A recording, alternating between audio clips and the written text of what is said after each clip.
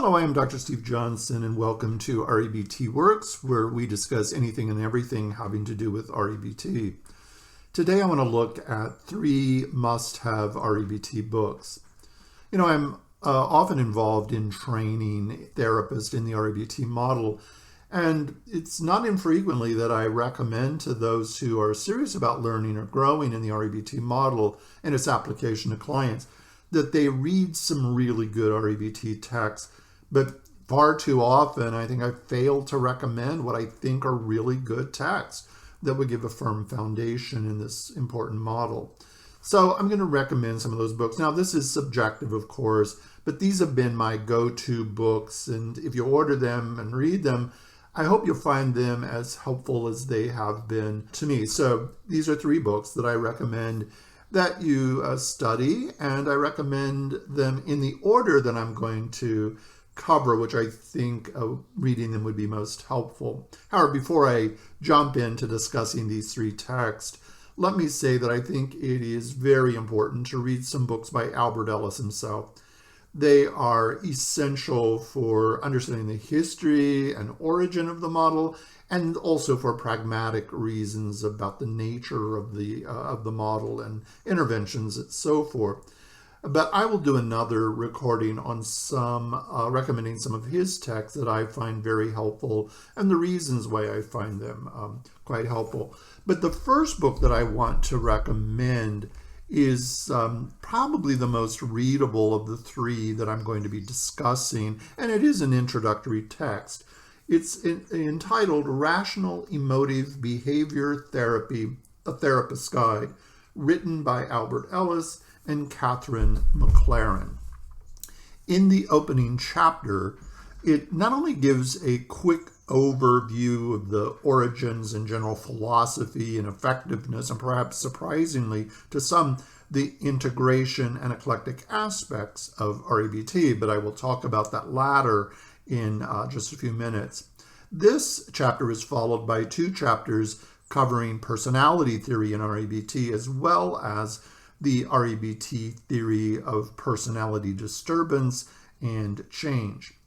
Note that the text focuses on the nature of personality and its disturbance and change, rather than on syndromes or specific diagnoses. So rather than major depressive disorder or bipolar disorder or PTSD or borderline personality disorder or generalized anxiety disorder, etc., it focuses on these specific aspects of personality. This is exciting because the focus is on symptoms that occur in numerous syndromes. They cut across syndromes, their causes, and how to identify and replace them, which I find a much stronger and more helpful way to approach this.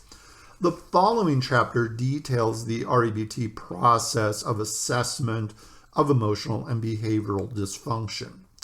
That's not meant to replace any structured interview for diagnosis or replace the mental status exam, nothing like that, but really how to assess within the framework of the ABC model, which is foundational to REBT. The next 3 chapters are invaluable and correct the notion that REBT is only about changing beliefs and would have limitations in using to help clients who are less cognitively focused. A chapter each is then devoted to cognitive, behavioral, and emotive techniques. Each technique that falls within the categories is then described in some detail. The last chapter is quite enlightening, because here the authors don't criticize other models of psychotherapy, but rather they look at ways in which those models can be integrated into REBT or REBT integrated into them. So it builds bridges between models rather than burns bridges. And some of those other models that are considered that you might find interesting are models such as Gestalt or Rogers person-centered therapy, existential therapy, behavior therapy, family systems model, and then even other cognitive models such as Beck's important CBT model. The appendices in this book are just as enlightening, and they're not just afterthoughts. They discuss some very important issues such as helping clients continue to progress after therapy is terminated, and how to deal with backsliding, and how to help clients generalize their insights gained to address a therapeutic issue to other situations and so forth. So I highly recommend this book as one of the first REBT books to read and keep on your bookshelf close to you. The second book is really seminal and one that is really required, I think, for all of us. And it is a reading that is required for those who enroll in one of the REBT certificate practicum programs in REBT at the Albert Ellis Institute. And this book is A Practitioner's Guide to Rational Emotive Behavior Therapy, the third edition, by DiGiuseppe, Doyle, Dryden, and Bucks. This book is an extremely well-written, comprehensive guide to REBT and all the aspects of REBT. Grasping this information and putting it into practice would help anyone greatly along the pathway of becoming a proficient REBT therapist. The book is divided into 5 parts, and in part 1, we get a basic introduction to REBT theory, the nature of psychopathology, emotions, both healthy and unhealthy, types and levels of cognitions, and then beliefs, rational and irrational, and the relationships among beliefs. And then, of course, a detailed explication of irrational beliefs. Part 2 gives us basic and general REBT strategies. It discusses in detail the ABC model, how to start a session with a client, and then basic skills, including the process of change. Part 3 is assessment within the ABC framework, how to identify and clarify the activating or the critical activating event, how to look at and address the specific emotions and behaviors, and then finally assessing beliefs and identifying the irrational beliefs for very specific emotions, which is tremendously important if you want to practice REBT. Part 4 is really an excellent presentation of disputing irrational beliefs and how to replace them with more functional and adaptive beliefs. It covers evocative, imaginal, and even behavioral change. It covers how to challenge and dispute irrational beliefs. It covers the aspects of therapeutic styles such as Socratic versus didactic disputing. Covers language and intonation and what to do with silence, etc. within therapy. And the one that I really like is how to avoid rigidity as an REBT therapist. REBT is meant to be a very flexible model that borrows from other models and uses techniques that help clients that will be the most helpful for them. It's not a cookbook approach to therapy at all. And then finally, in this section, how to deal with issues of transference and countertransference. And then in the last section, section 5, it covers how to develop homework assignments, which again is really important. You can do great therapy, but the number of hours and days that a client is not in therapy is greater than when they are in therapy. So it's important to have some really helpful homework, how to deal with inferences and challenging the accuracy of inferences. Many people think that it's CBT that focuses on inferences and REBT focuses on beliefs. That's simply not true. Looking and analyzing and addressing inferences is tremendously important in REBT. And then also, winter times when we actually work on changing the activating event. And then the part that I really enjoy is treatment planning and even giving sample treatment plans, how to go about termination, and engage in supervision. This, for me, is probably the most comprehensive, detailed introduction to most aspects of REBT, and it is one of those that I have on my bookshelf really close to me when I need a brush up on something.